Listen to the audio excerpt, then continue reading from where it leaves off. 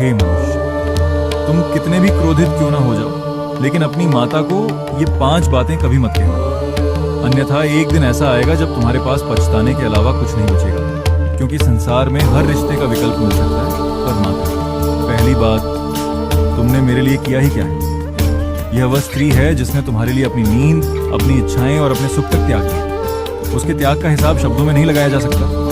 दूसरी बात, आप मेरी जिंदगी में दखल मत दीजिए।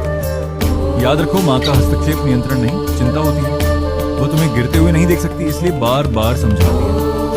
तीसरी बात, काश आप मेरी मानो होती। ये एक ऐसा वाक्य है जो माँ के हृदय को भीतर तक तोड़ देता है। इस घाव को वह दिखाती नहीं, पर जीवन भर महसूस करती है। चौथी बात, आपको कुछ नहीं पता।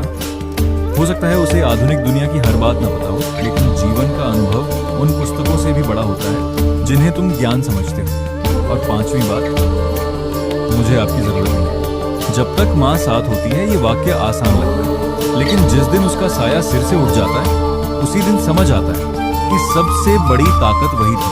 हे मनुष्य, क्रोध के कुछ क्षण तुम्हें शक्तिशाली महसूस करा सकते हैं, लेकिन उन्हीं क्षणों में बोले गए कटु शब्द जीवन भर का पछतावा बन सकते हैं। इसलिए जब भी माँ से बात करो, याद रखना, जिसे तुम आज साधारण समझ रहे हो, वही कल तुम्हारी सबसे अनमोल स्मृति बन सकती है। माँ के चरणों में प्रेम रखो, वाणी में सम्मान रखो और हृदय में कृतज्ञता रखो, क्योंकि माँ को रुलाकर कोई भी मनुष्य जीवन में सच्चा सुख नहीं पा सकता।